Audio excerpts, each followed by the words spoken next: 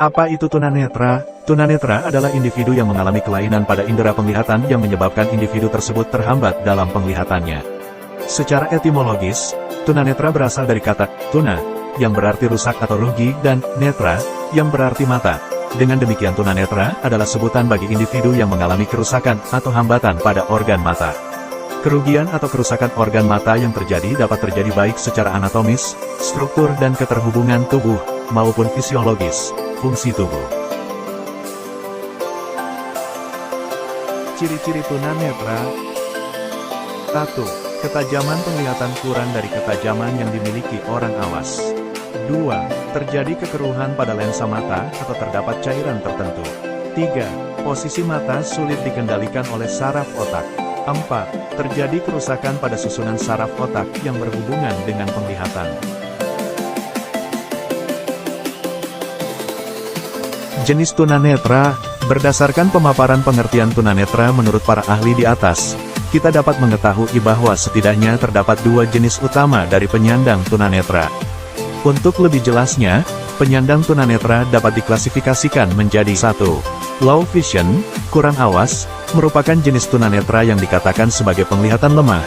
Seseorang dikatakan low vision bila masih sedikit melihat atau bisa membedakan gelap dan terang. 2. Blind, buta, yaitu seseorang dikatakan buta apabila sudah tidak memiliki penglihatan sehingga tidak dapat membedakan gelap dan terang. Klasifikasi tunanetra. Berdasarkan waktu terjadinya ketunanetraan, tunanetra dapat diklasifikasikan menjadi 1. Tunanetra sebelum dan sejak lahir, yakni mereka yang sama sekali tidak memiliki pengalaman penglihatan. 2. Tunanetra setelah lahir atau pada usia kecil, mereka telah memiliki kesan-kesan serta pengalaman visual tetapi belum kuat dan mudah terlupakan. 3. Tunanetra pada tahap usia sekolah atau pada masa remaja, mereka telah memiliki kesan-kesan visual dan meninggalkan pengaruh yang mendalam terhadap proses perkembangan pribadi. Sementara itu, berdasarkan kemampuan daya penglihatan, tunanetra dapat diklasifikasikan menjadi 1. Tunanetra ringan, defective vision, low vision, yakni mereka yang memiliki hambatan dalam penglihatan, akan tetapi mereka masih dapat mengikuti program-program pendidikan dan mampu melakukan pekerjaan, kegiatan yang menggunakan fungsi penglihatan. 2. Tunanetra setengah berat, partially sighted, yakni mereka yang kehilangan sebagian daya penglihatan, hanya dengan menggunakan kaca pembesar mampu mengikuti pendidikan biasa, atau mampu membaca tulisan yang bercetak tebal. 3. Tunanetra berat, totally blind, yakni mereka yang sama sekali tidak dapat melihat. Karakteristik tunanetra. 1. Kognitif keterbatasan atau ketidakmampuan penglihatan berpengaruh pada perkembangan dan proses belajar siswa. Akan tetapi pengaruh ini bukan berarti memberikan kelemahan atau ketidakmampuan. Hanya saja, pengalaman yang didapatkan berbeda dengan anak normal. Perbedaan tersebut dapat dilihat dari tiga sisi yang meliputi A. Tingkat dan keanekaragaman pengalaman. B. Kemampuan untuk berpindah tempat. C. Interaksi dengan lingkungan. Anak tunanetra sulit untuk berinteraksi dengan lingkungan. 2. Akademik. Kemampuan akademik anak tunanetra secara umum sama dengan anak normal lainnya. Ketunanetraan mereka berpengaruh pada keterampilan membaca dan menulis mereka. Untuk memenuhi kebutuhan membaca dan menulis mereka dibutuhkan media dan alat yang sesuai. 3. Keadaan fisik-fisik anak tunanetra yang sangat mencolok, yaitu kelainan pada organ mata. Terdapat beberapa gejala tunanetra yang dapat diamati, yaitu mata juling, sering berkedip, menyipitkan mata, kelopak mata merah, mata infeksi, gerakan mata tak beraturan dan cepat, mata selalu berair, mengeluarkan air mata, serta pembengkakan pada kulit tempat tumbuh bulu mata. 4. Motorik. Hilangnya kemampuan penglihatan tidak memberi pengaruh besar pada keadaan motorik anak. Anak hanya membutuhkan belajar dan waktu yang sedikit lebih lama untuk melakukan mobilitas. Seiring berjalannya waktu anak dapat mengenali lingkungannya dan beraktivitas dengan aman dan efisien.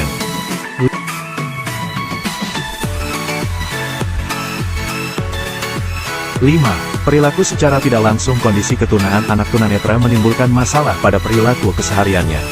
Wujud perilaku tersebut dapat berupa menggosok mata secara berlebihan, menutup atau melindungi mata sebelah, memiringkan kepala atau mencondongkan kepala ke depan, sukar membaca atau dalam mengerjakan pekerjaan lain yang sangat memerlukan penggunaan mata.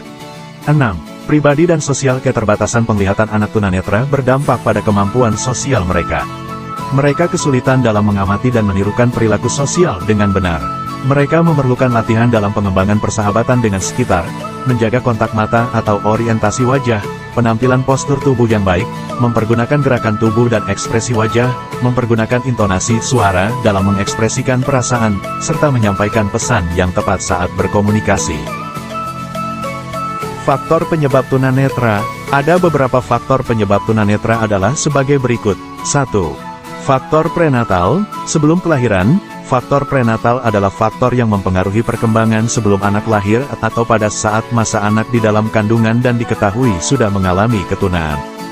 2. Faktor neonatal. Saat kelahiran, beberapa faktor yang dapat mempengaruhi ketunanetraan pada saat kelahiran meliputi anak lahir sebelum waktunya, prematurity, lahir dengan bantuan alat, tongue verlosing, posisi bayi tidak normal, kelahiran ganda, atau kesehatan bayi. 3. Postnatal. Setelah kelahiran, kelainan pada saat postnatal yaitu kelainan yang terjadi setelah anak lahir atau saat anak di masa perkembangan. Langkah-langkah asesmen anak ABK. 1. Identifikasi kasus, yaitu langkah pertama yang dilakukan untuk mengetahui masalah-masalah yang dihadapi konseli, beserta gejala-gejala yang tampak secara langsung maupun tidak tampak, yang mana memerlukan pengukuran lebih dalam untuk mengungkapkannya. 2. Diagnosa, yaitu untuk menetapkan masalah yang dihadapi konseli, berdasarkan hasil dari analisis latar belakang yang menjadi penyebab timbulnya masalah. Penetapan masalah ini akan memudahkan konselor dalam penentuan strategi dan teknik untuk proses konseling. 3. Prognosa, yaitu pemilihan alternatif bantuan apa yang akan diberikan untuk menyelesaikan masalah. 4. Terapi, treatment, yaitu untuk merealisasikan langkah alternatif bantuan yang sudah ditetapkan dalam langkah prognosa berdasarkan masalah dan latar belakang yang menjadi penyebabnya. 5. Evaluasi dan follow-up, yaitu untuk melihat hasil yang diperoleh dalam proses konseling untuk selanjutnya ditindak lanjut berdasarkan perkembangannya. Evaluasi dapat dilakukan dalam proses pemberian bantuan langsung sampai pada akhir pemberian bantuan.